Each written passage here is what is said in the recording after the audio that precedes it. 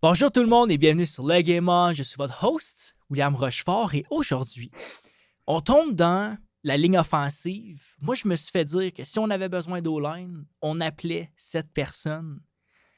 Carl Brennan, merci d'être là aujourd'hui pour venir partager ton expérience. Quel CV de football! Tu es probablement une des personnes les plus... qui a eu le plus d'expérience que j'ai rencontré jusqu'à maintenant. Hyper inspirant. J'ai vraiment hâte qu'on puisse discuter. Tu as vécu l'évolution du football au Québec, l'évolution de la position d'O-line. Tu as joué dans différentes équipes. Fait que, tu sais, Laval aujourd'hui, mais tu as été CFL. Tu as commencé au niveau secondaire. Très inspirant. Merci d'être là, sérieusement. De venir partager ton expérience avec les gars. Très apprécié. Carl. Ben, premièrement, merci de m'avoir invité.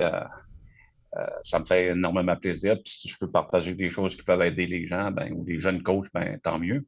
Je suis sûr à 100% que ça va être capable d'aider les gens. T'étais une des personnes que j'ai eu plusieurs demandes que tu viennes, que je t'invite. Beaucoup d'O-line m'ont dit il faut que tu y parles, tu vas être surpris. Puis des joueurs professionnels m'ont dit ça aussi. Je pense à Cyril Logan-Saidon, qui est un joueur que tu Mhm. as même coaché. Il m'avait dit là, tu as une discussion avec moi, mais c'est tant t'en as avec Carl si tu veux vraiment avoir une bonne discussion. Fait que je vois que tu t'écris un bon nom dans l'industrie, puis je suis très excité pour ça. Avant de commencer avec mon intro, j'ai envie de te lancer avec ta première question tout de suite. Ça fait depuis 1984 que tu t'impliques dans le football avec ta première clinique à ce moment-là. Tu as vu le football évoluer. Le football au Québec, tu as vu le football évoluer, tu as vu le football changer. Moi, je suis curieux de savoir, Carl, comment les joueurs ont évolué en général dans notre sport au Québec, au football. Ben, je pense qu'en général, les joueurs sont développés.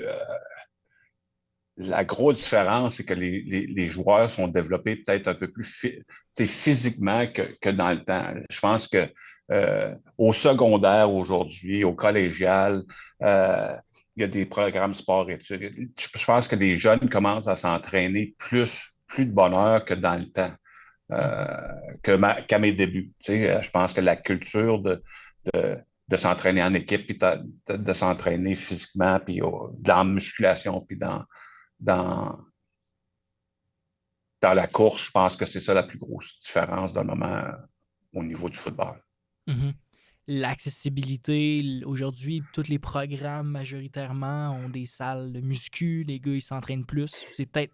Les installations sont pas ce qui était en 1984. Je vais être honnête avec toi. C'est beau, dire, des salles de poids comme on a aujourd'hui, que ce soit, comme je te dis, au niveau collégial, high school, universitaire, ben, ça n'existait pas dans ce temps-là. Mhm.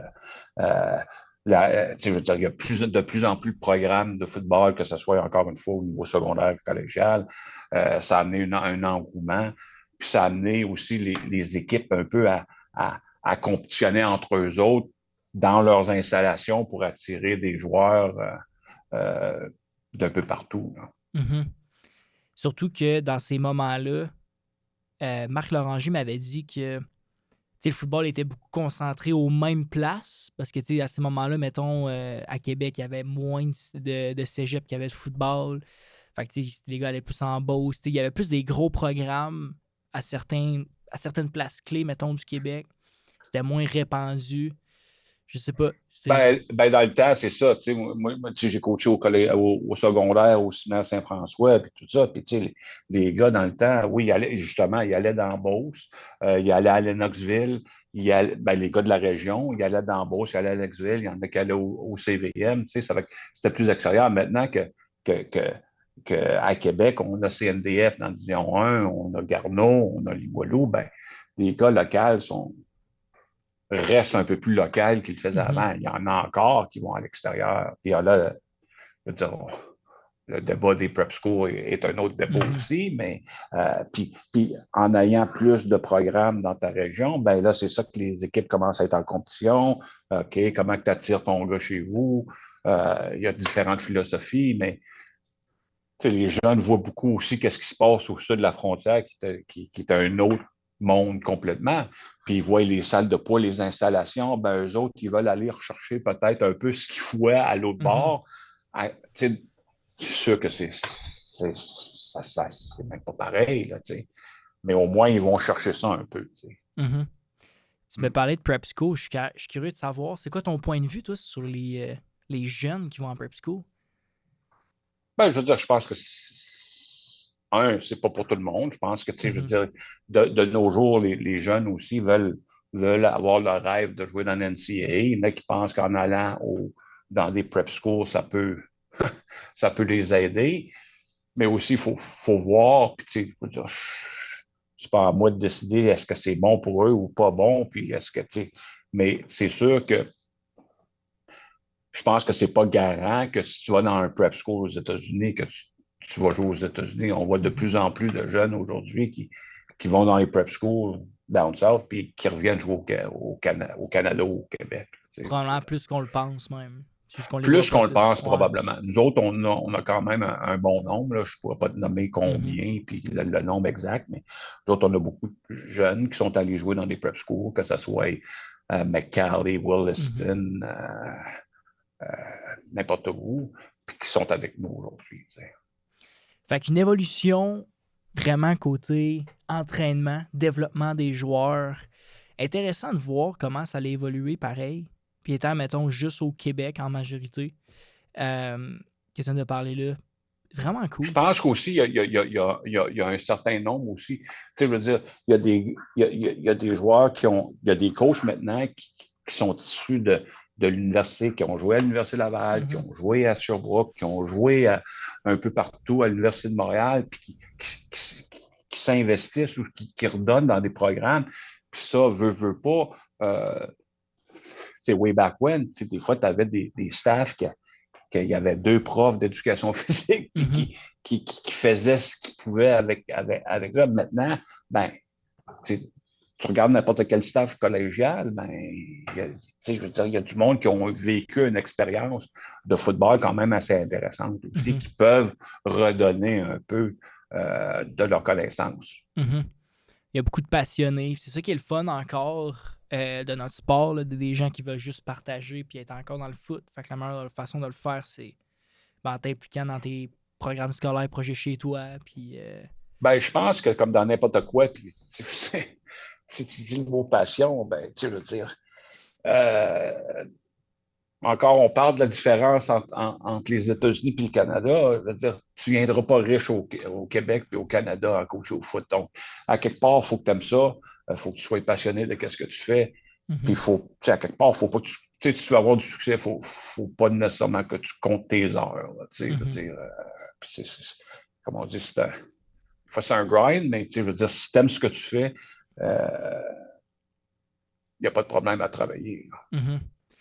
Hmm. C'est intéressant ce que tu as amené. Penses-tu que aujourd'hui, du jour au lendemain, tu enlèves les salaires ou tu enlèves des aussi gros salaires, mettons, au grand head coach, la NCAA, il y en a une couple qui partirait? Non, je pense pas. Je pense pas que les gars font juste ça pour Pour l'argent, l'argent. mais c'est parce que, je veux dire, à quelque part, eux autres aussi ont comme, c'est comme n'importe qui, ils ont commencé au bas de l'échelle. Ben, peut-être Exact. qu'au début, 100%. il était graduate, il y en a un qui était graduate assistant X, Y, Z, puis il allait chercher le café pour le coach, puis, je veux dire, il faisait tout ce qu'il, puis il n'y avait pas de paye. Puis là, aujourd'hui, Mhm, ben, je veux dire, comme on dit, là, c'est rendu tellement, je pense que des fois, c'est un peu démesuré aussi, là, je veux dire, mhm. mais il y a des coachs. Il y a des coachs de foot qui gagnent plus cher que le recteur d'université ou whatever. Mais c'est parce que ça rapporte tellement d'argent qu'à un moment donné, il faut que tu dépenses cet argent-là. Mhm. Non, effectivement, effectivement. Euh, Écoute, j'aurais pas pu mieux dire. Hyper intéressant, c'était sur les prep school, l'évolution du foot. Sérieux, je m'attendais pas à ça. Écoute, Carl, chaque personne qui vient sur mon podcast a le droit à une intro. Voici ton intro. Écoute, t'avais un CV, t'es la personne qui avait le plus gros CV que j'ai eu. J'ai essayé de garder ça le plus short and sweet. Je veux te laisser parler de ton expérience Donc, Carl Brennan, voici ton intro. Carl Brennan est coach de la ligne offensive pour le Rouge et Or de l'Université Laval. Ça commence en 1984 dans une clinique de football avec le Concorde de Montréal. Ton premier poste à vie, coach de ligne défensive à la polyvalente Mont-Bleu. Étant passionné par la ligne offensive, tu en fais ta carrière. De 1985 à aujourd'hui, tu t'es promené du football amateur jusqu'à la CFL, en passant du séminaire Saint-François à l'Université Laval, aux Stampeders de Calgary, ou encore en 2005 aux Rough Riders de la Saskatchewan, et 2006-2007 aux Eskimos d'Edmonton. Finalement, en 2009, tu reviens à la maison, coacher le Rouge et Or. Aujourd'hui, avec 9 bagues de championnat national de la Coupe Vanier, plus de 15 joueurs envoyés professionnels. Carl Brennan, bienvenue sur le Game On. C'est un plaisir de t'avoir. C'est quoi ton histoire? De où que ça a parti, le football pour toi? Tu me dis avant l'enregistrement que c'était complètement différent des autres. Pas une grosse scolarité, ou est-ce qu'aujourd'hui, on va pas se le cacher, le football est juste basé sur la scolarité. J'ai envie de t'entendre. De où ça a parti pour toi, Carl? Ben, moi, étant jeune, plus jeune, j'étais un joueur de hockey. Mm-hmm. OK? J'ai joué au hockey toute ma vie, jusqu'au midget. Je considère que j'étais un bon joueur de hockey. Est-ce que j'aurais des gros calibres? Probablement pas. Mais j'étais quand même un bon joueur de hockey. Mais à ma dernière année au secondaire, je jouais pour mon école, je jouais au civil, je jouais à toutes les occasions que je pouvais. J'allais jouer sur les glaces extérieures. Tu sais, j'ai joué beaucoup de hockey à ce moment-là. Puis on dirait que je me suis tanné un peu du hockey. Tu sais, comme tu disais, bon, au niveau de l'école, c'était pas quelque chose que j'aimais beaucoup. Ça fait que là, j'étais rendu en secondaire 5, j'allais graduer, je m'en allais au cégep. Puis j'ai fait le, le bon, c'était peut-être un vœu qui était un peu loin pour moi, mais j'ai dit, je vais aller au cégep, je vais arrêter de jouer au hockey, puis je vais me concentrer sur mes études. Tu sais, le bon vieux Mm-hmm. concentré sur les études. Puis je suis rentré au cégep, puis bon, ça allait bien, ça allait moins bien. Comme je te dis, je n'étais jamais un grand étudiant. Puis à ce moment-là, je suis allé au cégep Saint-Laurent, ici à Québec, puis il y avait une équipe de foot. Puis à un moment donné, le coach me demandait, hey, ça te dirait-tu de jouer au foot? Puis là, je dis, ah, ouais, peut-être. Ça fait que là, j'ai commencé à jouer au foot. Donc, mon vœu de dire que j'allais me concentrer sur les études a passé par la porte. Ça fait que là, histoire courte, je joue 2 ans à Saint Lawrence. Euh, je jouais sur la ligne défensive à ma première année. Deuxième année, on n'était pas beaucoup de joueurs. Ça fait que j'ai joué O-line, D-line. Euh, Puis après cette saison-là, je suis allé jouer au line. Maintenant, c'est le Cégep aux Appalaches pour Ben Gravel. Euh, j'ai joué 1 an là. J'ai été là une session. Puis encore là, ben moi, j'avais été à l'école anglaise quand même toute ma vie. En français, c'était pas évident non plus. Puis on ne se cachera pas que j'ai pas trop mis d'efforts au niveau des études à ce moment-là. Ça fait que là, je suis revenu à Québec, puis là, on continue à aller au cégep sans avoir de deck. Je suis parti sur l'aventure d'aller à l'Université d'Ottawa. Puis, j'ai commencé à étudier à l'Université d'Ottawa, puis j'ai fait 2 ans là. À ma première année, je me suis entraîné dans l'off-season. Je me suis entraîné, j'ai fait des entraînements off-season avec les GGs, tout ça pour en bout de ligne, euh, que, que, que, c'était beaucoup de temps, puis l'école, puis ça. Puis finalement, j'ai arrêté de participer à ces choses-là. Puis l'année suivante, ben, j'ai commencé à coacher à la polyvalente Mont-Bleu. Mm-hmm. Encore là, j'avais un de mes amis, François Paris, qui avait été engagé pour travailler. Puis engagé, c'est un gros mot, là, on ne gagnait pas une scène. Qui avait été engagé pour coacher la défensive. Ça fait qu'il m'a demandé d'aller coacher la D-line avec lui. J'ai fait 2 ans là, pour ensuite histoire courte, pour revenir à Québec, puis coacher à plusieurs niveaux. Là. Au niveau, quand je suis revenu à Québec, j'ai coaché au collégial, au Petit Ciment de Québec. pour ensuite aller au Saint-François plusieurs années. Puis il y a même une année que j'ai fait les deux, là. Ah, Cinéma ouais. Saint-François, Cinéma de Québec. Ouais, c'était quand même spécial parce que, tu sais, on coach un système à une place, coacher à l'autre, puis là, c'était just too much. À un moment donné, ton cerveau, il n'est pas Mhm. capable d'en prendre. Puis le petit parti, encore là, bon, entraîné au Cinéma de Québec, Cinéma Saint-François. Euh, puis après ça, tu sais, à un moment donné, il faut que tu gagnes ta vie. Puis en n'ayant pas vraiment de, de, de scolarité, si je peux dire, j'ai fait plusieurs choses. J'ai fait de la sécurité sur les spectacles à Québec pendant 15 ans, je pense. Ensuite, j'ai surveillé le pensionnat au Ciné Saint-François pendant je sais pas combien d'années. Puis qu'est-ce qui m'a. Puis pendant que je surveillais le pensionnat de nuit au Ciné, j'étais ici à l'Université Laval à temps partiel.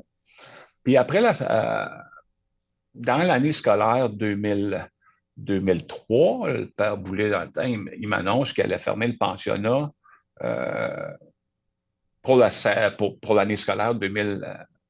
Donc, en septembre 2004, je n'avais plus nécessairement un gagne-pain Mhm. qui rentre quand même. C'était pas encore là, c'était pas des gros sous, mais je gagnais ma vie avec ça, puis avec le surplus un peu d'argent que je ramassais un peu partout, sécurité, football, whatever. Mhm. C'est que là, je me ramasse, job vraiment, plus de gagne-pain principal. Qu'est-ce que je fais? Je demande à Glenn, s'il n'y aurait pas une place à temps plein à ce moment-là. Puis à ce moment-là, il n'y en avait pas. Donc, je dis à un moment donné, il faut que je me refasse d'abord.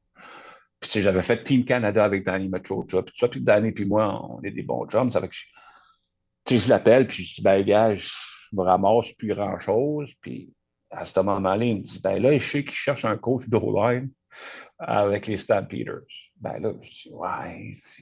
Il dit, veux-tu que j'appelle pour te référer? C'est que là, je me dis, ben là, c'est Québec, coach d'O-line à temps partiel, hein, un peu à l'autre bout du monde. Mais rendu à ce moment-là, dans mon cheminement, là, j'étais quand même. J'avais une idée que c'était ça que je voulais faire. Mhm. Mais là, quand il me dit ça, j'ai dit, ah, laisse-moi le temps d'y penser. Puis je te rappelle demain. Puis ma réflexion d'ennui pendant que je travaillais, je dis, ouais, c'est loin, je ne connais pas personne. Euh, Qu'est-ce que je fais? Puis là, je me suis raisonné, j'ai dit, ben, Carl, je me suis dit, même s'ils te réfèrent, ça ne veut pas dire qu'ils vont t'appeler. Même si tu t'appelles, ça ne veut pas dire que tu vas avoir la job. Mhm. Même si tu passes une entrevue, ça ne veut pas dire que tu vas avoir la job. Ça veut dire que tu dis, bah, je le rappelle, je dis, let's go. T'as rien à perdre? J'ai rien à perdre. C'est ça. J'ai rien à perdre. Ça fait que là, il appelle dans le temps, c'était Matt Donegan qui était le head coach puis le directeur général. Puis il dit, je vais l'appeler demain, puis je l'appelle, puis ça fait que là, ça fait 3, 4 jours, pas de nouvelles. Je dis, ouais, il a dit.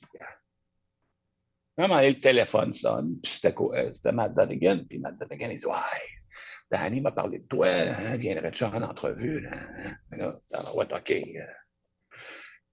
Ça fait que là, j'ai oui. Ça fait que là, il me dit, bon, telle journée, on paye ton avion, tu vas venir passer une entrevue. Puis, fait que là, moi, je vais avoir parboulé, ben là, telle journée, je ne serai pas là parce que là, il faut que j'aille passer. Puis, il comprenait parce qu'il Mhm. voyait bien que j'avais pas de job. Ça fait que là, je m'en vais là, puis c'est tellement drôle parce que tu arrives à Calgary, euh, je- mon- une partie de mon entrevue, je l'ai passée sur le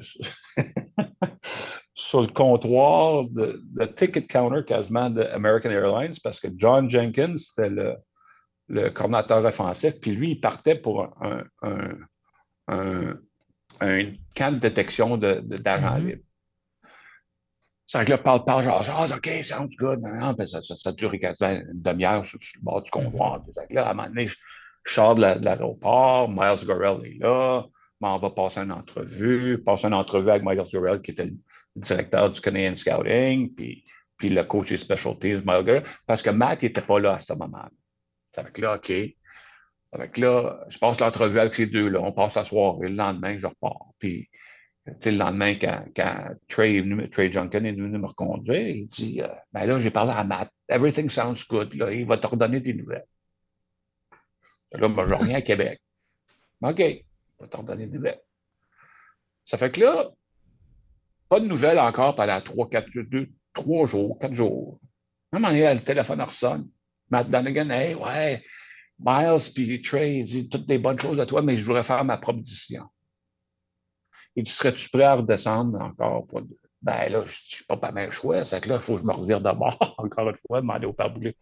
Je pense que je suis descendu à Calgary 2 fois dans même, en 2 semaines, 2 fois. Là, très courte,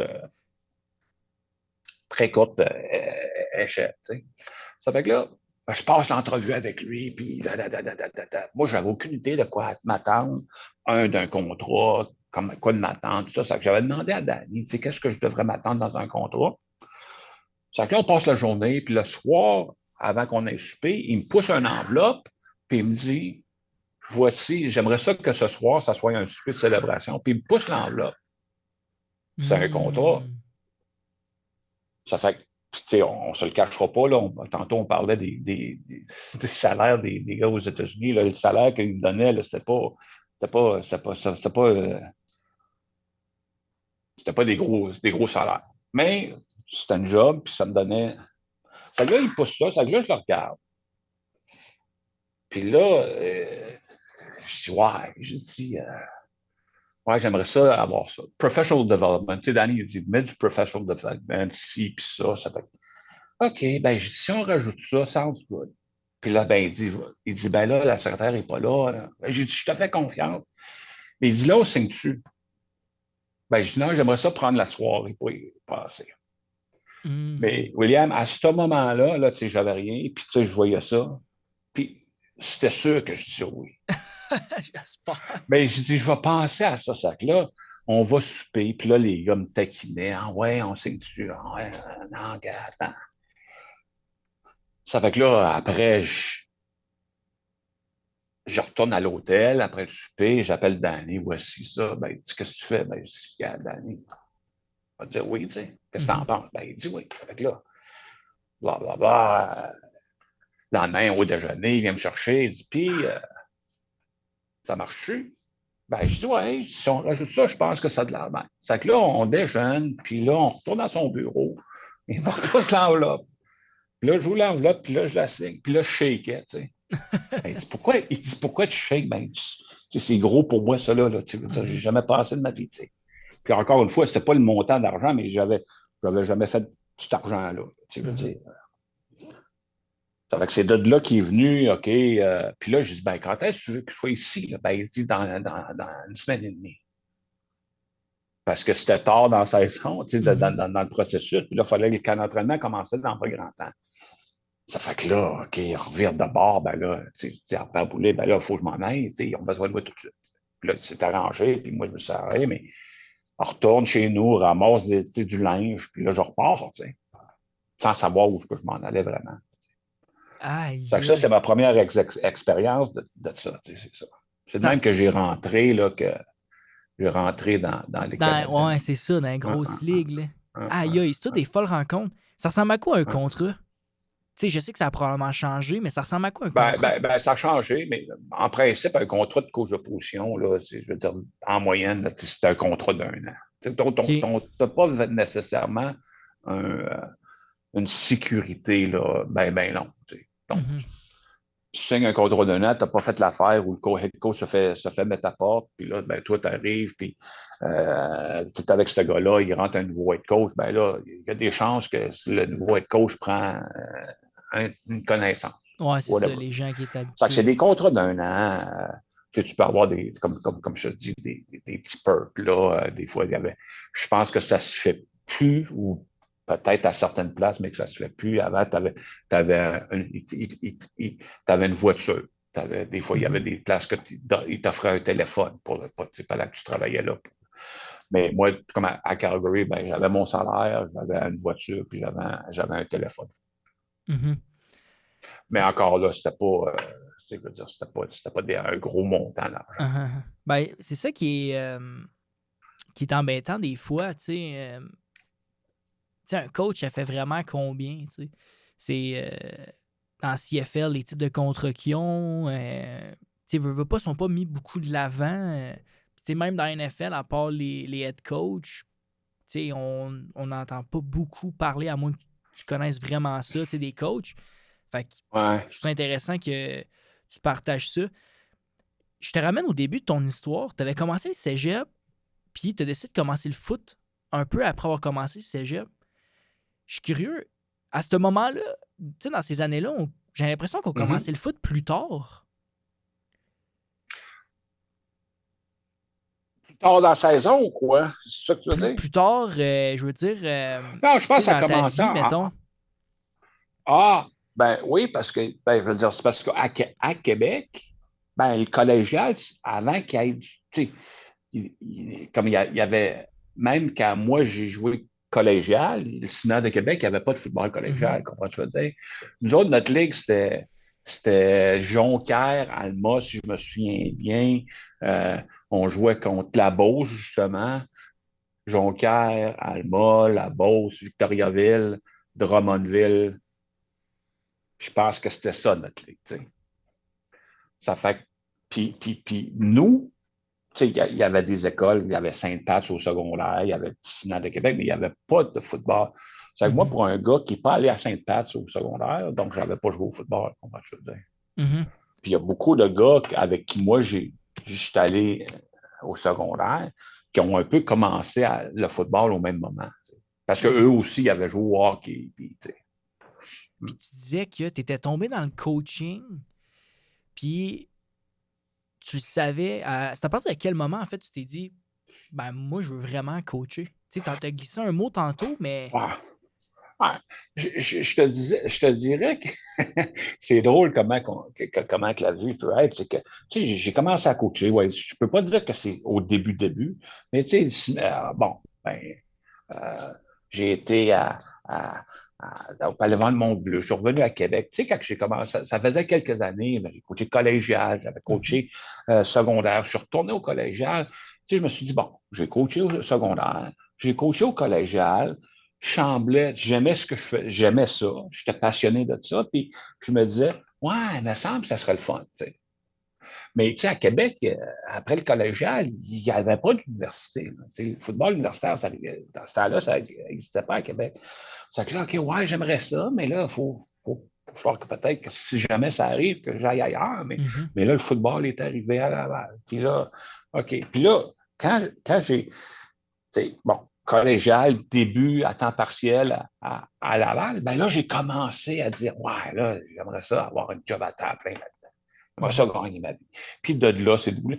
Puis comme je te dis, par accident, si on peut dire, j'ai réussi à avoir un job à temps plein. Et par le fait, comme je disais à du monde, des fois, on ne sait pas comment que la vie où la vie va Mhm. t'amener. Mais aujourd'hui, on ne le sait pas. Disons que le pensionnat est encore ouvert. Ben, peut-être que je suis encore là. Tu sais, comprends ce que je veux dire? Mais qu'est-ce que ça m'a forcé à faire, c'est de sortir de ma zone de confort complètement. Tu sais. Mhm. Ah, c'est sûr. À partir, pas connaître personne. Tu sais, j'étais entouré de bon monde, je me suis fait des bons chums. Tu sais, Craig Dickinson, qui est le frère à Dave Dickinson, il était le coach des receveurs à Calgary. On a passé beaucoup de temps ensemble. C'est un ami que je m'étais fait aussi là-bas, c'est Ross Foran, qui était le responsable du vidéo à Mhm. Calgary, puis qu'on se parle encore quelques fois par année. Euh, mais c'est ça. Là, à un moment donné, tu commences tu as tes connaissances, tes connexions, puis là, après ça, tu en fais d'autres. Puis là, après Mhm. ça vient. Je serais, ça ferait de la peine d'oublier de le dire, mais tu sais, quand j'étais ici à Laval à temps partiel, puis Jacques Chapdelaine était le coach, ben, il m'avait mis en contact avec coach de Razio qui avait coaché avec Jacques à Calgary. Puis ça, Mhm. puis, coach de Razio, à quelque part, ça a été quelqu'un qui a été qui, qui m'a influencé grandement dans ma carrière et dans mon coaching. Puis aujourd'hui, décédé, je pense, il y a 2 ans, là, ça te fesse dans le dash un peu, mais qui m'avait influencé beaucoup. Puis là, ben, OK, là, tu le rencontres une fois de temps en temps pendant que tu coaches à ce niveau-là. Puis là, tu rencontres d'autres mondes, ils te présentent d'autres mondes. Puis, parce que je veux pas dans ce milieu-là, C'est qui tu c'est un connais. monde de contact. Là. Exact. C'est un monde de contact. C'est qui tu connais, puis une fois que tu es rendu là, à un moment donné, faut que tu livres la marchandise. Mhm. Ben, c'est aussi en ça. Tu sais, c'est beau que tu aies dit ça. Ça te permet de te sortir de ta zone de confort. C'est en sortant de ta zone de confort que tu as grandi ta zone de confort. Absolument. Mais Absolument. tu sais, je trouve ça vraiment. C'est hot. C'est vraiment une belle histoire là-dessus. Pourquoi coacher juste les O-line?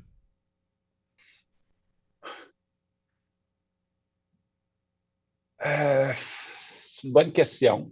Euh, ma façon de répondre à cette question-là, c'est que moi, je suis un gars de terrain.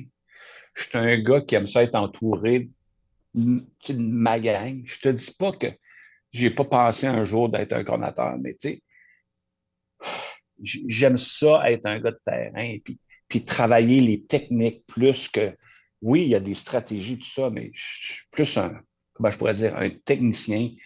Les stratégies, j'en connais, je pense que mais c'est vraiment de prendre un gars, puis de le modeler, puis de former quelqu'un qui est, qui est un peu à ton image, ou dans pas ton image, tu sais, mais dans les façons de faire.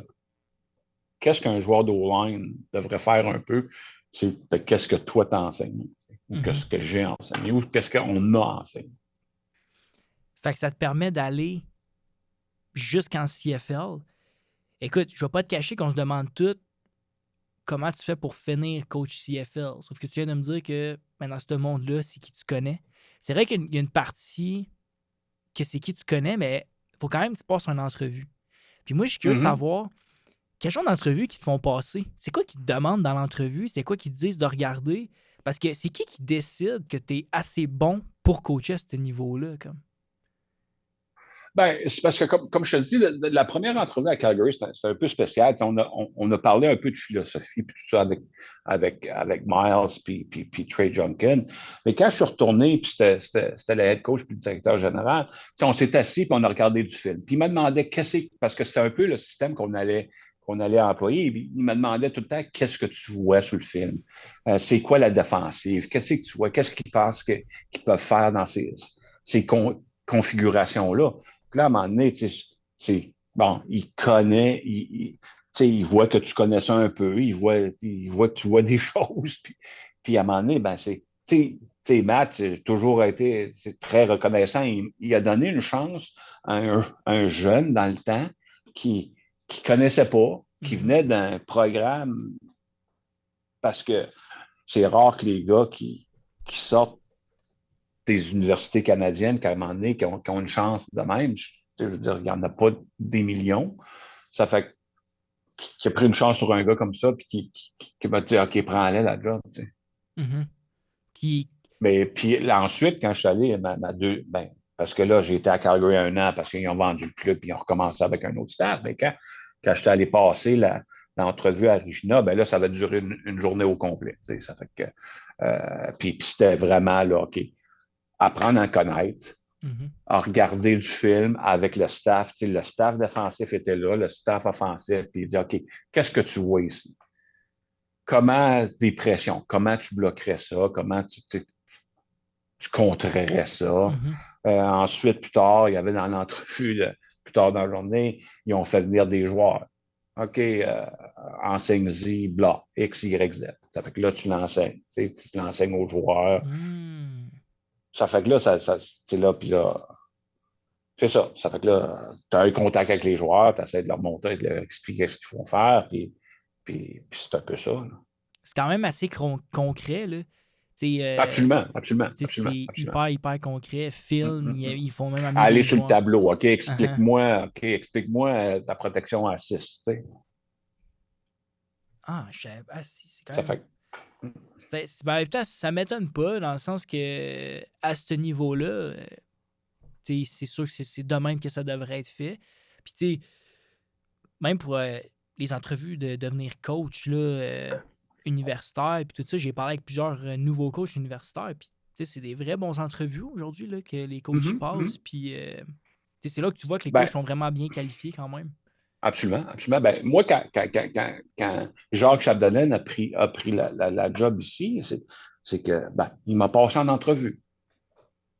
Puis c'était un peu la même affaire. OK, qu'est-ce que tu vois? OK, décide-moi ça. OK, c'est quoi les pour, c'est quoi les contre? Ça fait que, tu Mhm. sais, je veux dire, Parce parce que qu'avec la... comment tu veux savoir si quelqu'un, tu sais, t'as bien beau avoir quelqu'un, le contact qui dit, hey, engage-lui, il connaît ce qu'il fait, mais Mhm. tu sais, je veux dire, à un moment donné, Faut que tu te faut que tu prouves fasses ton aussi. Ouais, background check exact. un peu aussi, tu sais, c'est Exact. ça. Mais parce que toi, tu as vraiment été là depuis le début avec Laval, ce que je comprends. Ouais, ben, tu sais, en 95, ça a été l'année, ils ont appelé ça l'année, là, tu sais, hors concours, là, qui ont joué contre des équipes des États-Unis, tout ça. Puis moi, j'étais entraîneur-chef à ce moment-là, justement, au Petit Sénat de Québec. Donc, puis c'est en 96 que je suis rentré ici, OK. à temps partiel. Donc, Mhm. de 96 à 2003, euh, j'étais à temps partiel comme coach au horaire. Hmm. Ça, c'est intéressant par contre, parce que tu as vécu le début des programmes, tu as vécu la vision que. Tu sais, parce qu'on s'entend que la culture de Laval est partie du début. Là. Fait que Ouais. ça doit être assez quelque chose. Avant de sauter sur C'est Laval. fou parce que, tu sais, quand j'ai commencé à coacher, bon, ben là, tu sais, comme Glenn disait des fois, tu sais, c'est un terrain en gazon, des estrades, pas Mhm. vraiment d'estrade. Mais quelqu'un qui m'aurait dit un jour que quand j'ai commencé à temps partiel à coacher ici à l'université, qu'on jouerait devant 18-20 000 personnes, je leur aurais dit non, vous êtes malade. Tu veux dire, ça n'arrive pas Ah jamais. ouais, ben hey, toi, t'as vu quand il n'y avait même pas d'estrade, tu y a de quoi, là? Oh, oui, ils ont mis des estrades amovibles, puis à un moment donné, ça montait, ça montait, ça montait, Aïe, jusqu'à aïe. qu'est-ce que c'est aujourd'hui, là, tu sais, je veux dire, comme je te dis, on aurait dit, hey, Carl, on va, tu sais, puis chapeau à l'organisation, puis à M. Tanguay, M. D'Amboise, qui ont eu une vision de, voici, c'est ça, la vision qu'on a. Tu sais, je veux dire, je me compte privilégié. Tu sais, je me compte privilégié, là, tu sais, puis c'est ça qu'on oublie souvent, je me compte privilégié de faire qu'est-ce que je fais pour me gagner ma vie, Mhm, parce que c'est ce que j'aime faire. Tu sais. mhm. Puis encore, tu es dans une place où que les standards sont quand même assez hauts, qu'on a du succès. Tantôt, tu disais 9, puis c'est parce que là, tu as regardé, puis comme je t'avais dit, mon CV, je ne l'avais pas mis up-to-date, mais finalement, je suis rendu à 10. Là. Ah, t'as à 10. Ouais, ouais, ouais, ouais. Parce que l'équipe en a 12. Ouais, exact. Puis moi, j'ai été parti pendant. Ben, ils n'ont gagné 2 pendant que j'étais parti dans les pros. Est-ce que après 10, ça a encore tout le temps le même feeling, le gagner une Coupe Vanier? Ben oui, parce que je pense que tu veux dire, on est tous des compétiteurs à quelque part Mhm. aussi. Tu sais, je pense que tu veux tout le temps te rendre au bout, tu veux tout le temps gagner. Est-ce que c'est la même signification? Plus jeune, ben là, on dirait. Puis tu sais, je veux dire, encore là, je veux dire, c'est pas. On vit pas ça. C'est pas tout le monde qui vit comme on est qui vont gagner 10 championnats nationaux, là, on va se le dire. Euh, donc, au début, tu es là, ouais, je ne dis pas que tu le gagnes pour toi, mais ça te fait un peu plus. Mais là, tu veux faire vivre cette même Mhm. expérience-là à ceux qui ne l'ont pas gagné. Mhm. Tu veux qu'ils sentent ça aussi. Là. Les jeunes qui n'ont pas eu, tu veux qu'ils aient le goût de ça. Mhm. C'est ça, c'est qu'une fois. Le premier, c'est souvent lui que tu vas jamais oublier. Mais les autres d'après, ça devient plus quelque chose de famille, quelque chose d'équipe que tu as envie de Ouais, faire. je pense que aussi, tu veux dire, chaque année, comme on dit souvent, a sa propre histoire. Mhm. Tu sais, ça veut dire qu'il y a tout le temps quelque chose, un élément déclencheur à un moment donné dans une saison, que ce soit au début, à la fin, dans le milieu, à la fin, un élément déclencheur qui dit ah, that's the spark. C'est pour ça qu'on est allé là. Mhm. C'est tout le temps d'aller chercher parce que, bon, que tu n'en perdes pas une dans l'année, que tu en perds deux, on ne se souvient plus de ça, on se souvient plus que la fin. Tu sais. Mhm. Non, 100%. C'est comme malheureusement, des fois, tu perds à la fin aussi, là, mais tu sais, c'est la vie aussi. Mhm. Dans toutes ces expériences de coaching-là, quand tu parles de coacher CFL, on parle de coacher les meilleurs. Je suis curieux, comment tu as fait pour grandir comme coach? C'est quoi l'expérience? Qu'est-ce que l'expérience t'a amené de jouer CFL à aujourd'hui transférer ces connaissances-là à tes athlètes? Ben, je pense que quand j'ai commencé à coacher, puis c'est drôle comment on est fait, puis c'est drôle comment la vie est faite. Comme je te dis, je n'étais pas un grand étudiant, mais quand j'ai commencé à coacher au foot, j'ai commencé à aimer ça. J'avais une soif d'apprendre, d'en apprendre plus. Comprends-tu? Je veux dire, c'est là qui vient les cliniques, les ci, les ça. Tu sais, la clinique des Concordes, moi, je suis allé au secondaire, à Catanega High School, ça s'appelait. Puis à un moment donné, Jacques Dussault était Mhm. mon prof d'anglais, si tu peux croire. C'était C'est mon prof vrai? d'anglais. Aïe, C'est que aïe. moi, puis Jacques, on revient de loin, là, tu sais, je veux dire, on se connaît depuis un bout de temps. Puis un élément qui a fait déclencher un peu ma carrière, c'est que Jacques, à un moment donné, a été le head coach de Team Québec 19 ans et moins, Mhm. whatever, puis il m'a engagé sur son staff, puis qui m'a permis de rencontrer Glenn Constantin, Tony Adona, euh, euh, Pat Gregory, Pat Sheehan, toute cette gang-là, Danny Machocha, tu sais, ça va. Mhm. À un moment donné, ton cercle, encore une fois, ton cercle que tu connais, ben là, tu commences à avoir des contacts un peu partout. Puis euh, je reviens à ma soif d'apprendre. Donc, la clinique des Concordes, les cliniques aux États-Unis, Syracuse, Penn State, un peu partout. Euh, les cliniques, les Mushroom Clinics à Cincinnati, la clinique d'Oline. Encore une fois, tu rencontres les tops du top. Là. Mhm. Ça fait que là, tu t'échanges avec ces gens-là. Mais encore, toujours une soif d'apprendre. Euh, puis je sais qu'il y a des bons coachs, puis des bons jeunes coachs. Puis moi, tu sais, je veux dire, j'en ai plus de fait que j'en ai à faire, probablement. Je coachais encore longtemps, là, mais moi, le défi que je me donne, c'est que, puis Dieu sait, c'est dans ma tête, mais tu sais, il y a des jeunes coachs qui travaillent fort, des bons coachs d'O-line, mais moi, dans ma tête à moi, c'est I want to stay up to date parce que I don't want to fall behind parce que je ne veux pas Mhm. me faire dépasser. Comprends-tu? Donc, à chaque année, encore une fois, les 2 dernières semaines, je change avec encore des chums et des coachs qui sont dans CFL. Je parle à un, je parle à l'autre, j'écoute des. Parce que je pense que il y a quelqu'un qui m'a déjà dit la minute que tu arrêtes d'apprendre, c'est la T'arrêtes de journée grandir, que tu exact. meurs, tu Mhm. arrêtes de grandir. Ça fait que, est-ce que, parce qu'il y a des gens qui me disent, ben là, avec l'expérience que tu as, tu ne dois plus apprendre grand-chose. Ben, des fois, tu n'as pas besoin d'apprendre. Des fois, c'est peut-être ça là, qui va faire la différence. C'est la façon que tu dis quelque chose à un joueur d'une façon, mais l'autre, il ne comprend pas la façon que tu le dis. Ça faut que tu le dises d'une autre façon. Des fois, c'est juste dans la sémantique de comment tu le dis à quelqu'un. Que des fois, c'est juste des petits trucs de même. Mhm. Ben, j'avais compté 20 cliniques dans ton CV que tu m'avais envoyé. Peut-être que depuis le C'est sûr début. qu'il en manque peut-être une coupe Ouais, là-dedans, probablement qu'il en manque. puis encore là, ça a été formateur, ces choses-là, mais Ben, c'est tu sûr. sais, c'est à un moment donné, quand j'ai eu l'opportunité d'être guest coach avec les Alouettes, avec BC, avec mon mentor, comme je te dis, coach Razio, avec Pat de Monaco à Calgary, c'est là que quand tu t'imprègnes dans un camp, puis tu vois leur installation, puis comment ils amènent, c'est là que tu vas chercher des petites affaires ici et là, puis OK, ils font ça de même. Ah, Mhm. parce que l'autre chose aussi, il ne faut pas oublier que quand tu vas dans une clinique, là, puis on l'a tout fait, ou je l'ai fait, t'es jeune, tu dis, ah là, c'est de la façon. Oui, mais ça fit-tu avec ce que tu fais? Si ça ne fit pas, ben peut-être tu le mets de côté. Mhm. Ça fait que là, c'est de tout chercher ça parce que on sait, chez nous, ici à Laval, on a un système, puis oui, on l'adapte d'année en année, mais bottom line, c'est un peu les mêmes concepts qu'on voit. Là. Mhm. Peut-être c'est juste aller chercher une petite affaire des fois, parce que des fois aussi, les défensives évoluent aussi. Est-ce qu'aujourd'hui, vu que ça fait déjà plusieurs années que tu coaches la O-line justement à Laval, dans toutes ces cliniques-là, est-ce que, mettons, tu essaies d'aller chercher c'est plus mettons, des types que va plus fitter avec qu'est-ce que vous jouez à Laval, disons?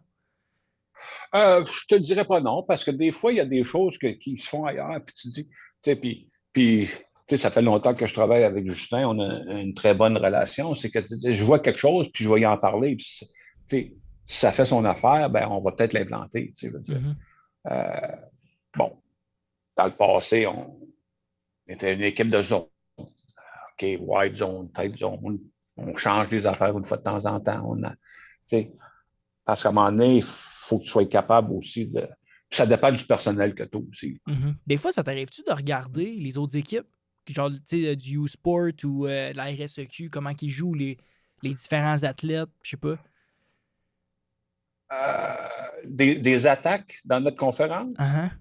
disons, ou au Canada, ça arrive, ça arrive. Des fois, il y a, parce que veux pas, quand tu scoutes une équipe contre qui tu vas jouer, tu vois l'attaque un peu de l'autre. Tu dis, ah Mhm. ouais, ça c'est intéressant. Mais tu sais, quand tu. C'est niaiseux que je veux dire, mais tu sais, quand tu meltes, tu sais, quand tu regardes tout ça, là, Mhm. tout le monde a la même affaire un peu. Tu sais, tout le monde fait les mêmes choses, peut-être un peu différemment, mais ça revient quand même au même. Tu sais. Dans la saison morte, d'habitude, ce que je fais, c'est que je prends une équipe de la CFL, puis des fois une équipe de la NFL, puis là, je break down, je regarde leur game, je break down, comme leur run game, puis ça va même, juste pour voir peut-être des nouvelles façons de faire. Mhm. Puis c'est un peu ça que je fais dans la saison morte, normalement, plus parce qu'on a accès à ces films-là, donc je regarde plus un peu ces films-là de ce côté-là. Mhm. Pour Mais continuer à dans se la saison, former. si je vois un petit concept, ah ouais, mais eux autres, ils font ça de même, ben peut-être que ça pourrait marcher. Uh-huh. Ben, la soif d'apprendre, c'est hot, pareil qu'après autant d'expérience, après autant de temps, tu me sortes, euh, tu me sortes quelque chose comme ça, la soif d'apprendre.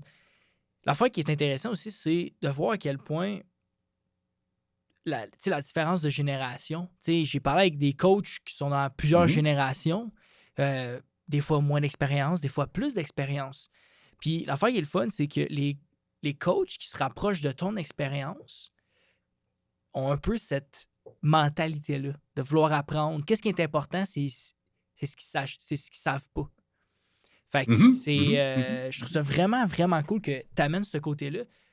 Euh, Puis des fois aussi, c'est d'échanger. Moi, je suis un coach d'offense. Ça veut dire, uh-huh, je parle à des coachs d'offense, mais aussi, il faut que tu vois l'autre côté du ballon aussi. effectivement. Surtout que tu as commencé comme D-line, là, c'est sûr que Mhm. c'est C'est sûr, de. ça fait un bout, là, mais philosophiquement, bon, ben, pourquoi tu fais ça? Puis pourquoi tu fais ci? Mhm, Faut que tu sois quand même. C'est ça que j'ai tout le temps trouvé. On dirait que c'est sûr qu'on ne dévoilera pas toujours tous nos secrets, mais mhm, oui, comme collègues, on se parle, mais aux États-Unis, là, comme la clinique de coach online, là, je veux dire, eux autres, ils s'en vont là, puis c'est rare qu'ils qu'ils- qu'ils cachent des choses, ben, tu sais. Puis, mhm. tu sais, je veux dire, moi, les dernières années, je suis allé à Cincinnati. Tu sais, dans la salle, il y avait 500 coachs au line. Tu sais, je veux dire, puis tu as des coachs de la NFL qui parlent de qu'est-ce qu'ils font. Bon, est-ce qu'ils en cachent? Oui, sûrement. Mais tu sais, si tu vas le voir après, puis tu lui demandes, ben, il va peut-être en donner un peu plus. Comprends ce que je veux dire? Mhm. Je pense que c'est inné dans un coach au line de vouloir échanger, on dirait. Est-ce que tu penses que, ou te considères-tu comme probablement le coach d'O-line le plus formé, du moins au Québec? Tu sais, je vois pas ça de même. Je suis conscient que j'ai un bagage, je suis conscient que j'ai une réputation, Mhm, euh, mais je vois ça plus comme de l'expérience que, OK, ben moi, dans le contexte que tu dis, je considère juste que j'ai de l'expérience, puis je suis chanceux, comme je te dis, d'avoir été influencé par des membres, puis avoir eu des occasions mhm. d'apprendre. C'est sûr que les occasions d'apprendre, faut que, faut que tu aies créé ces occasions-là, ou tu sais. Mais est-ce que je suis une sommité? Ben, il y a du monde qui le disent. Ben, c'est à eux autres, ça appartient. Je suis juste conscient que j'ai fait un bon bout de chemin, je me suis investi, puis ça a profité, puis à des gens puis des joueurs, puis tant mieux, tu sais. Mhm. Parce que le sport m'en a donné aussi. C'est qui ta plus grande inspiration au football? Qui t'a le plus mentoré, qui t'a le plus aidé? Ben, comme je te dirais, coach Razio, ça a été Ouais. probablement le plus. Il y en a plusieurs. Tu sais, comme je te dis, je suis reconnaissant envers Jacques Dussault pour m'avoir, pour m'avoir euh, amené dans son staff, m'avoir. Puis, on se parle encore une fois de temps en temps, Jacques. Puis, il m'a influencé au niveau. Là, tu es un Québécois dans un monde anglophone un peu, même si j'ai un nom anglophone. Euh, Comme je te dis, au niveau de la ligne à l'attaque, c'est sûr Mhm. que c'est coach de radio, tu sais. Puis dans les dernières années, j'ai créé des bonnes relations avec Pat de Monaco, de Calgary. Euh, c'est du monde que tu prends le téléphone, tu dis, j'ai un problème, qu'est-ce que tu penses? Euh, Tout le temps prêt puis à ils aider. vont Puis... prendre du temps. C'est ça. J'ai eu un Zoom, comme je te dis, avec Pat de Monaco la semaine passée. Puis lui, autant que lui, il veut savoir qu'est-ce que moi je pense, que Mhm. lui, c'est ça qui est le fun. Non, c'est ça, exact. C'est rendu là, c'est du partage. C'est ça, c'est ça, Puis c'est c'est du ça. partage. Mais non, c'est cool parce que je suis sûr que tu fais pareil, tu sais. Tu ferais pareil avec eux ou. Fait Oui, que. puis je fais pareil aussi, je veux dire, il y a des jeunes coachs qui viennent me voir au Mhm. bureau ici, ils m'appellent, ils disent, hey, j'aimerais ça, nan, nan, nan. Ben, puis je le dis honnêtement, quelqu'un qui veut se déplacer puis qui veut venir parler de football, ça va toujours me faire plaisir. Puis moi, c'est une façon de redonner à ceux qui m'en ont donné à moi. Mhm. Au début, tu m'as dit que tu avais connu le début de Laval. Tu avais rejoint Laval la saison, la vraie première saison, je Mhm, dirais, plus mhm, durant la mhm. vraie première saison. Moi, je connais, en fait, on connaît tous le Laval d'aujourd'hui, avec 12 championnats de la Coupe Vanier, l'équipe la plus titrée au Canada. On connaît de qui sont aujourd'hui. Moi, j'ai envie de m'intéresser parce que c'est la première personne que je connais qui a vécu les débuts, qui a vraiment vécu. euh, C'était quoi l'idée, c'était quoi la vision qu'on avait du programme. Aujourd'hui, c'est clairement l'excellence, on ne va pas se le cacher, mais moi, je suis curieux de voir au début, c'était quoi qu'on recherchait vraiment à Laval. La mentalité, l'excellence, c'est où qu'on s'en allait avec un programme comme ça? Je pense qu'au départ, le but ultime, c'était ça. On visait l'excellence, on visait les plus hauts niveaux, tout en sachant que, je veux dire, au départ, ça allait être peut-être un peu plus laborieux qu'on pensait. Mhm. C'est sûr qu'au début, il n'y a pas. L'équipe francophone, la première équipe francophone, style dans ces années-là, là, parce que là, je ne suis pas bon en histoire, mais il l'a déjà eu à l'Université de Montréal, une équipe universitaire, blablabla. Peut-être même à Trois-Rivières, je ne sais pas trop, mais vous ne gagnerez jamais une game. McGill, il y avait plein d'affaires Mhm. qui disaient les anglophones, les équipes anglophones disaient que quasiment qu'on n'avait pas de place là, mais petit parti avec le travail acharné, puis tu sais, nous autres, c'était drôle parce que je rencontre ça aux jeunes aujourd'hui, aux jeunes coachs dans notre conférence. C'est moi, quand j'ai commencé à coacher à l'université, là, on était le New Kids on the Block un peu. Je veux dire, on était Ah, les plus jeunes. Puis oui, il y a eu, à un moment donné, il y a eu Mike Labadie qui a parti ça. Après ça, il y a eu Jacques. Mais tu sais, quand Glenn a pris le head coach, on était tous quand même un jeune staff, mais tu avais les Charlie Bailey qui étaient à McGill, tu avais les Ian Breck à Bishop, tu avais les coachs Ian qui étaient un peu plus âgés que nous autres. Mais maintenant, c'est rendu nous autres les vieux. Là, mhm. c'est nous autres. Tu vois l'évolution justement des autres programmes avec les nouveaux head coachs, ben, quand je vois les coachs au ben, c'était moi ça dans le temps. Là. C'était moi. La seule différence que la majorité des coachs au maintenant dans les programmes, ben, eux autres, ils ont commencé à temps plein. Ils n'ont pas commencé à temps partiel. Mhm. Mais l'évolution, c'était ça un peu. Vous ne gagnerez pas trop. Puis petit parti, comme 99, là, la Coupe Vanier, wow, tu veux dire, personne ne pensait ça. Là, puis on joue, dans le temps qu'on jouait contre Queens, puis Ottawa, puis Carlton. Ça fait que C'est quoi un c'est un peu standard, ça. Là. disons que. C'est quoi un standard à Laval que personne voit, mais qui est ancré dans l'équipe? Coach Glenn dit tout le temps, only rest is good enough. Hmm. C'est un peu ça. Là, je veux dire, on demande le meilleur, puis le meilleur pour un n'est pas nécessairement toujours le meilleur pour l'autre. Tu veux dire, on a tout un degré, mais à un moment donné, si tout le monde donne leur best, les choses prennent. Puis il faut que, on demande aux kids de s'investir dans quelque chose. Mm-hmm. S'investir, de tout le temps donner le meilleur de soi. Puis ça, après ça, ben, ça va tout seul. Puis une fois que tu fais de ton mieux, tu donnes ton mieux, right, puis tu t'investisses, puis tout le monde embarque là-dedans, ben, ça crée un lien quand même d'équipe que tout le monde pousse dans le même sens. Mm-hmm. Parce qu'il faut commencer à donner le meilleur de soi-même pour être capable que les autres embarquent avec toi. Donc, comment qu'on crée une équipe championne? Ben, je pense qu'on, tu veux dire, de différentes façons, mais je pense que une équipe championne, c'est une équipe qui travaille. C'est une équipe qui se tient ensemble. C'est une équipe qui ne se laisse pas abattre par rien, qui passe à travers des moments difficiles. Right. C'est bien beau dans une saison, puis des fois, on peut regarder une saison, comment ça va, mais si ta saison, ça va tout, puis tout va bien, puis tu n'as pas d'adversité, tout ça, ben peut-être en bout de ligne, quand tu vas en frapper, ben ça ne marchera pas.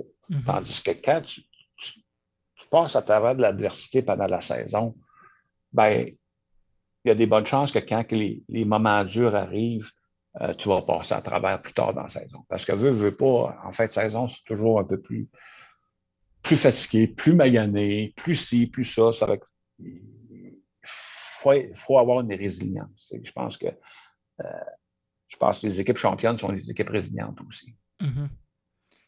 Je suis curieux de savoir, en ce moment, c'est quoi votre plus grand défi si on ramène ça à aujourd'hui en tant Ben, notre plus grand défi, qu'organisation? comme n'importe quelle équipe, tout le monde dit ça dans le moment. Hey, nous autres, on vise le championnat.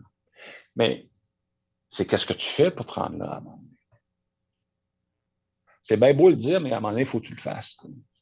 Notre plus gros défi, c'est que, puis on le dit tout le temps, une équipe d'année en année change tout le temps. Qu'il y ait un morceau qui part, qu'il y en ait deux, qu'il y en ait trois, c'est tout le temps une différente équipe. C'est recréer une chimie, puis une éthique de travail qui va te permettre d'aller plus loin.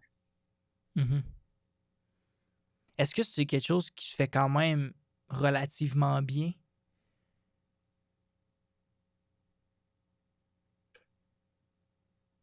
Ben, comme dans n'importe quoi, il y a tout le temps des challenges. C'est sûr. Il y a tout le temps des challenges. Bon, mais je pense qu'à quelque part, qu'est-ce qui motive une personne motive l'autre. Puis, moi, je dis tout le temps, dans les exit interviews qu'on a eues après la saison, je leur disais, faut pas que tu attendes d'être motivé pour t'entraîner. Faut pas que tu attendes d'être motivé pour te lever à 6 heures ou 7 heures du matin pour venir pratiquer, pour venir courir. Faut pas que tu attendes parce que tu le seras jamais. Mm-hmm. J'ai dit, c'est une discipline. Faut que ça devienne une discipline. Si tu es discipliné, tu vas te lever, puis tu vas venir t'entraîner. Puis tu vas venir t'entraîner avec on dit en anglais, un purpose. Mm-hmm. Tu sais, oui, coach, je vais dans la salle de poids. Puis, tu sais, je parle généralement. Ouais, mais c'est ça que je parle souvent à des coachs collégiales. Est-ce que ton O-line, là, est-ce que quand il va dans la salle de poids, est-ce qu'il va avec un purpose? Ou il va juste pour s'en débarrasser? Parce que quand tu fais ça, ben, tes gains, tout le monde le sait, tes gains sont pas autant. Like, do you do it with a purpose? Est-ce que tu es discipliné dans Quand tout le monde est discipliné, les choses vont bien. Mm-hmm. Mais il ne faut pas attendre d'être motivé parce que la majorité du temps, ça faut que tu vas être motivé pendant un bout. Mais 6 mois plus tard, tu vas être encore motivé. C'est ça, exact. La discipline, en fait, c'est... Je sais pas si tu as déjà vu le graphe là, qui compare la discipline puis la motivation. Mais en gros, c'est un graphe là, que discipline, c'est tout le temps exponentiel. Sauf que la motivation, tu as un gros pic au début, mais comment longtemps le pic il reste? Mais c'est ça me fait un peu penser à... C'est comme si, tu sais, ça me fait un peu penser aux gens qui attendent le moment parfait pour commencer. si tu attends le moment parfait, est-ce qu'il va vraiment venir le moment parfait? Ça, tu vois, moi, personnellement, à force de faire avancer mes projets, le podcast, puis qu'est-ce que je fais aussi sur le side, j'ai remarqué que si je fais rien, ça avancera pas. Si je travaille pas, ça avancera pas. Donc, il n'y aura pas de moment parfait. Il faut juste le faire. Puis, c'est le fun de voir que dans le sport, c'est des choses. C'est le genre de choses qu'on apprend dans le sport. C'est juste qu'on le voit différemment. Mhm, Mais. mhm, mhm. Ben, c'est comme quelqu'un, OK, après les fêtes, là, je mange pendant les fêtes, puis là, après ça, je vais commencer à m'entraîner Mhm. Ouais, pour perdre du poids. Puis là, ça part, encore une fois, de motiver, là. T'es uh-huh. motivé, là. Tu t'abonnes au gym, tout ça. Puis là, 2, 3 semaines, un mois plus tard, Au ben, mois de février, c'est fini. ça me tente moins. Ah, ben là, je suis tanné, je suis Ouais. fatigué. Mais comme je te dis, c'est ça, tu sais. Je veux dire, si tu attends d'être motivé, ça ne marchera pas. Tu sais, comme tu dis, ça va marcher pendant vite. Là, tu sais, c'est sûr, quand une équipe perd, bon, ben c'est quoi? Ah, ben là, tout le monde est mindé, l'année prochaine, là. Ben là, tu sais, prends ça graduel, là. Mhm. Tu sais, pars pas en peur avant les fêtes, puis après les fêtes, là, maintenant que tu redescends, là. Tu as coaché plusieurs joueurs qui se sont rendus à des niveaux très élevés. Plusieurs aussi joueurs étoiles, canadiennes, RSEQ, jusqu'à des joueurs professionnels. Moi, je suis curieux. C'est quoi que ça prend pour être un bon O-line? C'est la question de qui tue. Euh, je pense qu'un O-line, tu sais, je veux dire, à la base, il faut qu'il y ait, je vais essayer de le dire, qu'il y ait une mentalité de protecteur. Parce que c'est ça qu'il fait. Il faut qu'il y ait une mentalité de protecteur parce qu'il protège le corps, elle protège les choses. Il faut qu'il y ait le sens, corrige-moi si je le dis comme d'abnégation. Tu sais, it's not about him. Tu veux dire, it's about. Puis, puis d'avoir une coopération entre ces. Parce que c'est ça. Tu travailles à 5. Là, tu veux dire, oui, tu travailles avec 12 en attaque, mais là, en principe, là, pour faire marcher ça, cette patente-là, là, au centre de l'attaque, ben, c'est 5. Pour moi, c'est protecteur, abnégation. Puis tu veux dire, il faut que tu sois accountable pour ce que tu fais. Puis si tu as ces qualités-là, ben le reste va venir. Oui, il faut que tu sois athlétique. Oui, il faut que tu sois fort. Oui, il faut que tu sois fit. Mais si tu n'as pas ces bases-là ou ces caractéristiques-là, euh, je pense que tu peux être un bon wine, mais tu ne seras pas un excellent wine. Mhm. Tu as parlé Ça des n'arrivera pas. 5. Tu as parlé des 5. Moi j'ai jamais joué au line, mais la majorité de mes bons chums, c'était des O-line. Mm-hmm. Puis, tu sais, quand tu parlais des 5, est-ce que c'est parce que les 5 doivent vraiment travailler en sync? Comment ça marche sur un O-line, en Ben, fait? c'est le bon vieux dicton, le 5 as 1. Tu veux dire, nous autres, on parle beaucoup de ça, 5 as 1, parce que faut. Puis un autre peut-être quelque chose de visuel, c'est que tu es 5 au line, mais quand tu sais que tu frappes quelqu'un avec 5 doigts, ça ne frappera pas fort. Mais quand Mhm. tu mets tout le monde ensemble, ben là, quand tu vas frapper, ça va avoir un plus rien. C'est sûr que les 5, il faut qu'ils marchent en même temps. Tu peux avoir un excellent left tackle, mais si il ne fait pas ce qu'il fait avec les 5 autres, ça va donner ce que ça va donner. Right? Mhm. Tu peux avoir 5 O-line qui sont corrects, mais qui travaillent tout ensemble, puis en symbiose, ça se dit ça, oui? Ouais. OK? Ben, ça va aller mieux qu'un all-star group qui ne travaille pas ensemble. Ça, je te le garantis. Mhm. Fait Donc, faut que les 5, il faut qu'il y ait une communication, uh-huh. all right, entre ces 5-là sur comment qu'on bloque, où est-ce qu'on va, qui qu'on va. Puis une fois, c'est de truster que le gars à côté de toi va faire la bonne chose. Comment tu veux dire? Mhm. Fait que, Parce mettons, que ça a l'air simple. Tu sais, tout le monde regarde ça à la télé. Ben, ça se rentre dedans. Ça se rentre dedans. Ça se rentre. Tu sais, mais c'est plus compliqué que ça. c'est les Là, tu sais, choses je veux qu'on dire. voit pas. Ben, c'est ça. Puis il y a quelqu'un qui a déjà dit être au line, c'est le seul sport au monde que l'athlète ne voit pas l'objet du jeu avant que ça parte. Il y a le centre, peut-être que le ballon puis qu'il snap en arrière, mais une fois que c'est snappé, il voit pas que. Tu sais, on a un concept de ce qui va se passer, mais on ne voit pas où ce qui va nécessairement aller. Mhm. Quand le corps arrière drop pour lancer le ballon, ben, il y a plusieurs options. Tu ne sais pas s'il va le lancer à droite ou à gauche, je veux dire.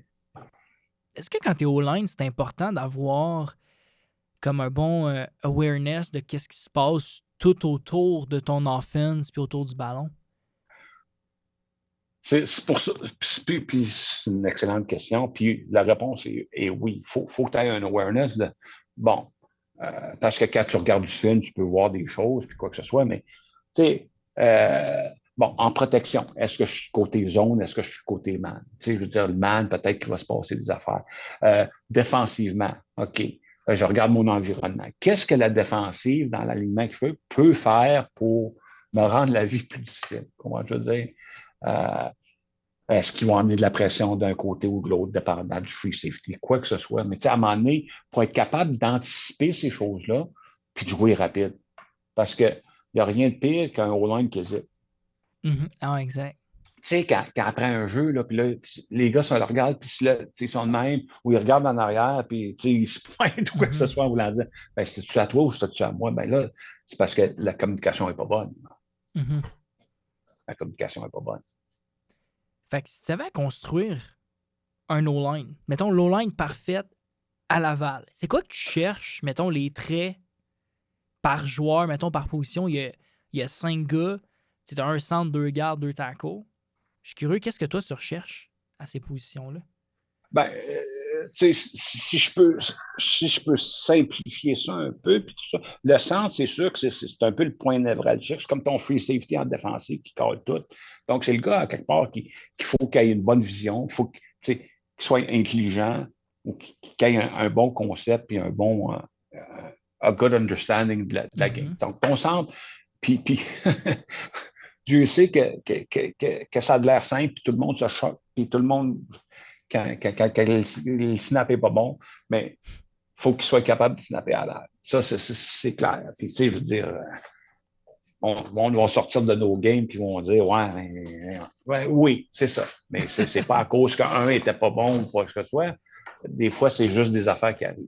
Mhm. Euh, il n'y a pas de doute dans notre esprit que les trois centres, aussi les centres puis les 2 gardes, il faut qu'ils aiment ça brasser. Mhm. Parce que c'est au centre, la majorité du temps, qu'il se passe le plus de choses. Puis que ça brasse. Tu vas avoir des gars qui aiment ça quand ça brasse. Puis je te dis pas que les tackles ne peuvent pas l'être ou on ne veut pas qu'ils soient. Mais le genre de gars que quand tu vas dans une ruelle, une ruelle noire, puis ça va brasser, ben, t'aimes ça amener des gars. Puis je réfère tout le temps, c'est la bonne vieille joke, puis je parlais au cours des Rough Riders la semaine passée, puis ben, Phil Gagnon, ça en est un que j'appelle le premier. Si je m'en vais me battre dans un. Ça n'arrivera jamais, là. Mais si je m'en vais me battre dans le ruelle noire, ben, j'appelle Phil Gagnon. Viens-t'en avec moi, on s'en va, ça va brasser. Il y en a beaucoup d'autres, là. Je ne veux pas que les gars ils commencent à dire, ben là, comment ça qu'il ne m'a pas nommé? Tout ça pour dire. Donc, les gardes, eux aussi, à quelque part, il faut qu'ils aient un football smart quand même assez aigu parce que c'est eux autres qui vont echo the call au tackle.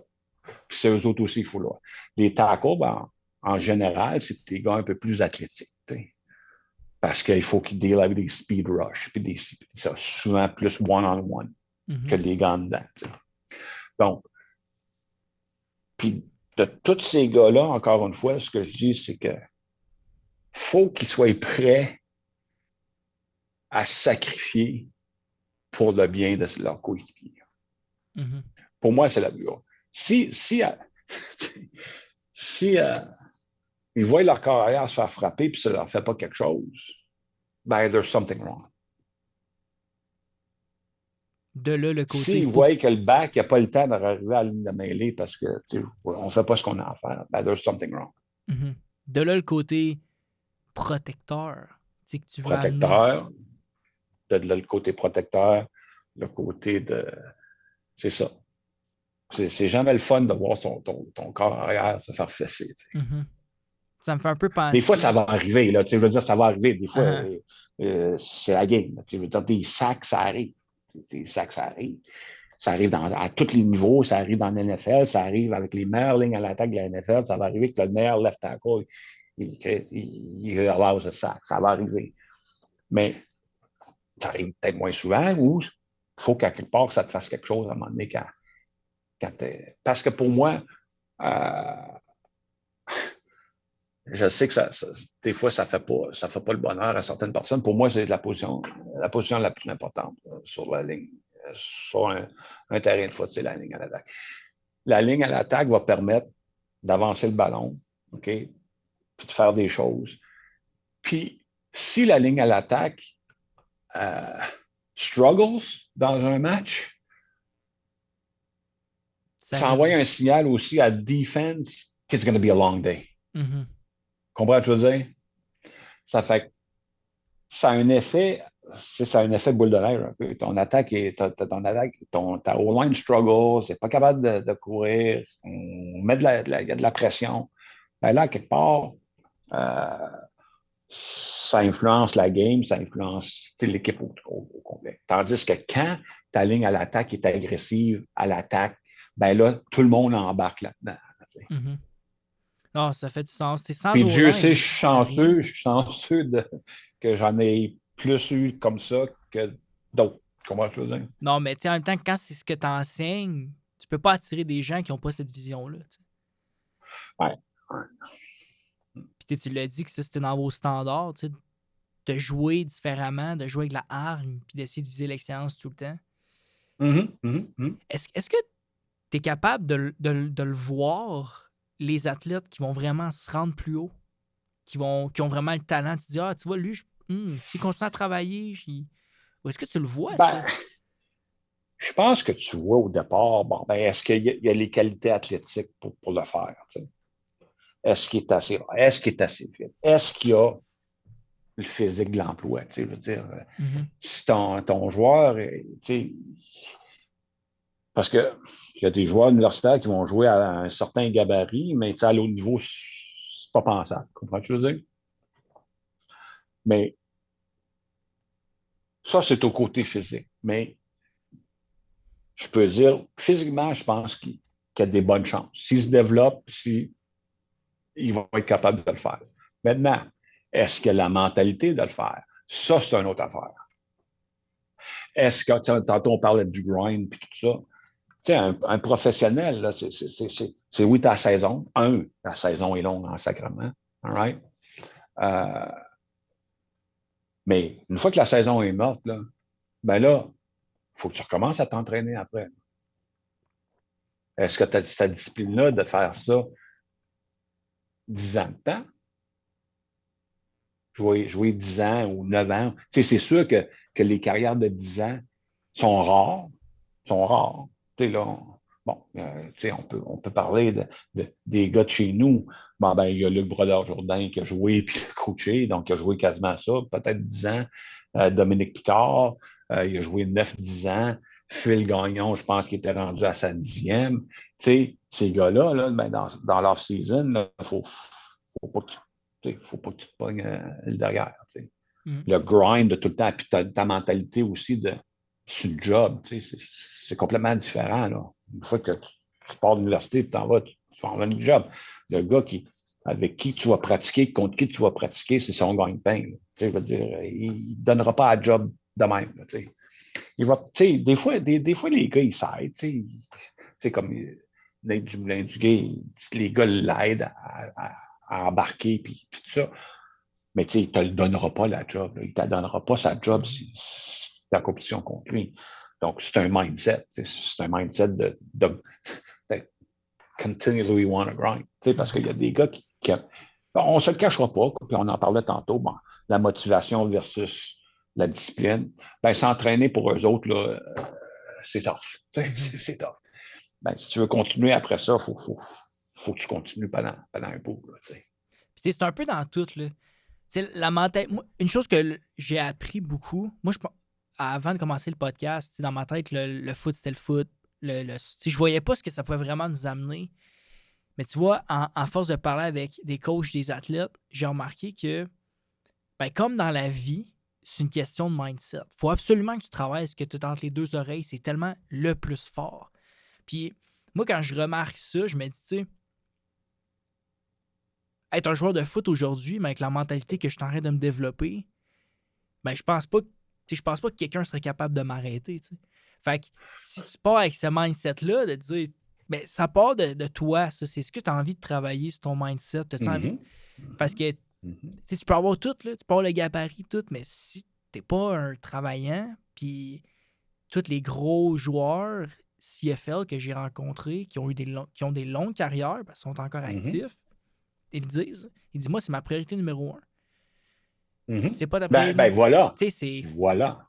c'est ça la différence. Fait que, tu sais, l'affaire qui est le fun, c'est que j'apprends beaucoup de chaque personne que je rencontre. Ça paraît pas, même moi n'étant plus tant impliqué que ça dans le football, ben, c'est toutes des affaires que ben, je suis capable d'appliquer dans ma vie aussi. Tu sais. C'est le fun. Tu Mhm. Mhm. sais, Mhm. avoir une mentalité de grinder, parce que le foot ne sera pas toujours là. Une fois que tu as fini, si tu n'as Ben pas non. cette Ben non. mentalité-là, tu vas juste tomber dans le moule, puis c'est correct. Il y a des gens qui sont faits pour ça, mais.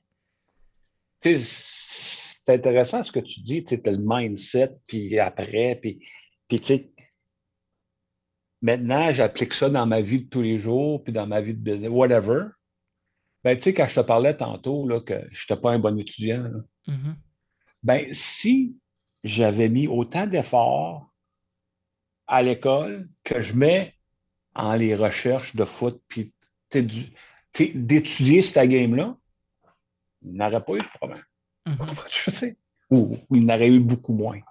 Ça fait que c'est sûr que quand tu as la mentalité, ben, là, tu regardes, oh, ben là, si j'aurais appliqué ces mêmes bases-là ailleurs, ben, ça aurait mieux été, tu sais. mhm. Mm. Je suis 100% d'accord avec toi, mais en même temps, tu l'as mis à une place, puis tu as travaillé avec, puis tu as grandi avec ça, puis regarde aujourd'hui. Tu sais. Ah Fait que. ouais. Ouais, non, mais c'est ça, tu sais. Puis on dit tout le temps, c'est it's not where you start, it's where you end. Tu sais, je veux dire, c'est à Mhm, quelque part, tu sais. Tu sais, bon, ben, mon chemin à me rendre où ce que je me suis rendu est peut-être unorthodoxe, là. Mais je me suis rendu. Puis, encore là, j'ai eu des opportunités, puis si je peux dire, des chances, puis il y a quelqu'un qui m'a ouvert la porte. Des fois, tu te fais ouvrir une porte, mais tu ne rentres pas dedans, tu sais. mhm.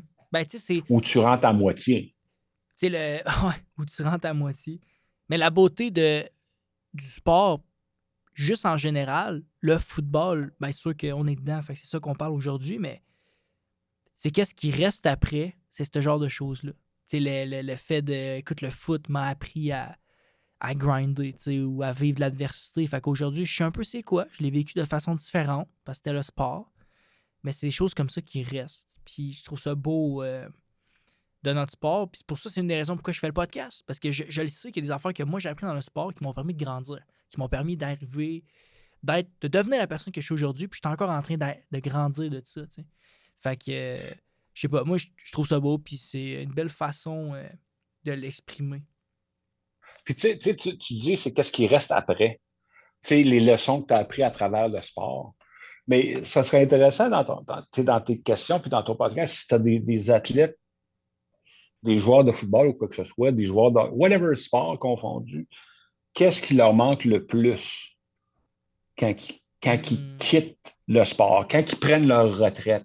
Parce que souvent, on entend, là, puis je le crois, c'est qu'à un moment donné, là, ta vie, là, disons, là, bon, je dis un gars qui joue universitaire, il joue 50 ans, all right?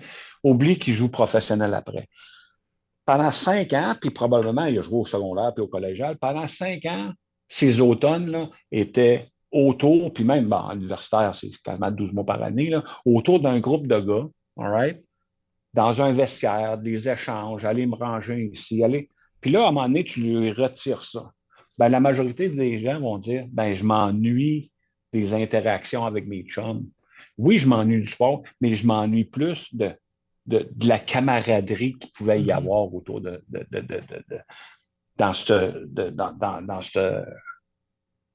ce Milieu, là, ouais. milieu-là, exactement. Mhm. Exactement. Ça, je l'ai pris en note. C'est une excellente question. C'est sûr que je vais le demander. C'est vrai parce qu'on a tout. c'est tout un. Ben, on a tout. Ce sport-là nous a tous marqué d'une façon. Fait que, tu sais, non, c'est sûr, je garde ça en note. Hyper intéressant. En finissant, Carl, c'est une question que j'aime demander à mes invités. Toi, si tu avais à parler à. Ben, tu dois déjà le faire, mais à des jeunes de la prochaine génération d'athlètes, qu'est-ce que tu leur dirais? Ben, je leur dirais quelque part, euh, si tu veux atteindre quelque chose, il faut que tu travailles pour. All right? Puis des opportunités, il y en a. Tu sais, il y en a dans n'importe quoi. Euh, si tu as l'opportunité de faire quelque chose, fais-le bien. All right? C'est niaiseux à dire, mais